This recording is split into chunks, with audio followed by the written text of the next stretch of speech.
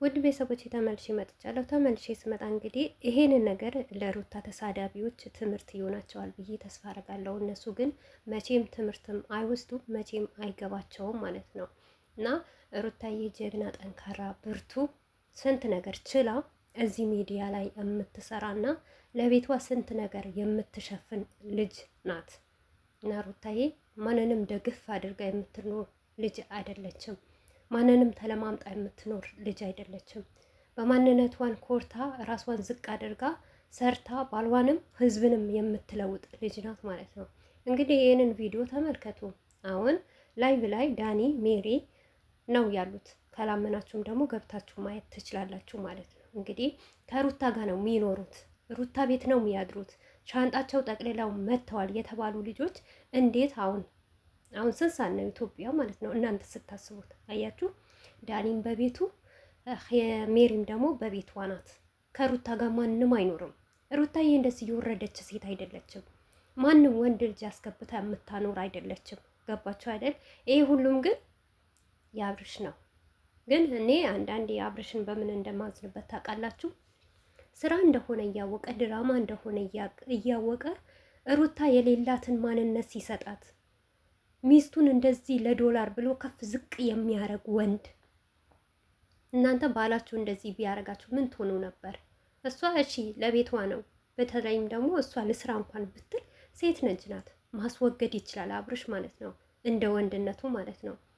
ግን እኛ ባላችንን ማናችንም ቢሆን ማለት ነው ይህንን ነገር ስሪ ካለን እንሰራለን።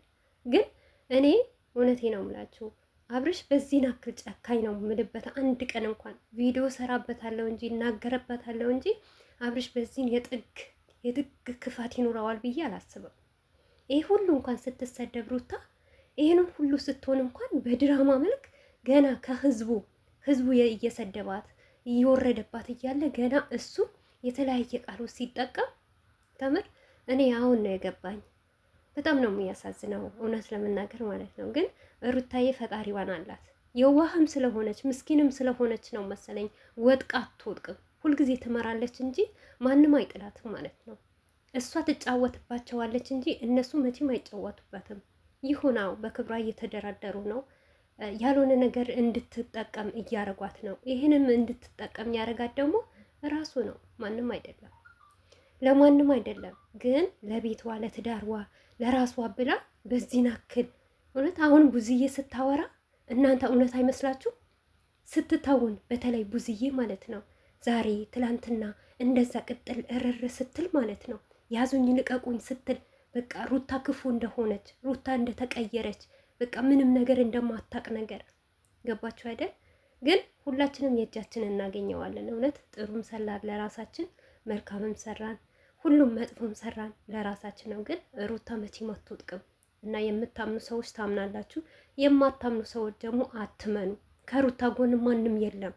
ለራሱ ጥቅም ነው። እውነት ቪዲዮ እንኳን እየሰራ በሩታ ቤት አይለቀቅም፣ በነዳኒ ቤት አይለቀቅም። ለራሱ እየተጠቀመ በዚህ ናክል ሰው ብር ያሰክረዋል ብዬ እኔ አንድም ቀን አይቼ ባላቅም። አዎ በእርግጥ ብር የሚጠላ የለም።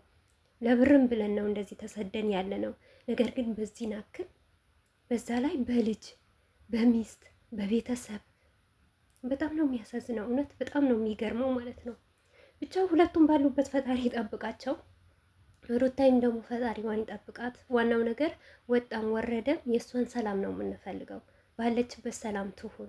የሆነ ቀን ደግሞ የእሷን ማንነቷን ይውጣል። ወይም ደግሞ ሩታዬ እስከ መቼ ድረስ ነው እኔ እንደዚህ ተቃጥዬ እንዲህ እርር ብዬ ህዝብ ሁሉ እየዞረብኝ ብላ ደግሞ ልትነሳም ትችላለች። ወደ አይምሮዋን ተመልሳ ደግሞ ይህንን ነገር ይብቃኝ ልትልም እናውቃለን። አንድ ቀን እኔ እንጃ ሩታ ዝም ብላ እንደዚህ ማንም እየተጫወተባት ማንም እየረገጣት ምትኖር አይመስለኝም። እሷም ግን አንድ ቀን ትነቃለች። አንድ ቀን የሚገባት ቀን ይኖራል ማለት ነው። ብቻ በጣም ከባድ ነው እውነት ለመናገር ማለት ነው። በጣም ይሄንንም እያያችሁ ዳኒ ከሷ ጋር ነው የሚኖረው፣ ሄርሜላ ከሷ ጋር ናት የምትኖረው፣ ይቅርታ ሜሪ ከሱ ጋር ነው የምትኖረው። ብዙዋችሁ የምታወሩ አላችሁ። ሩታዬ ግን ጨዋ ናት።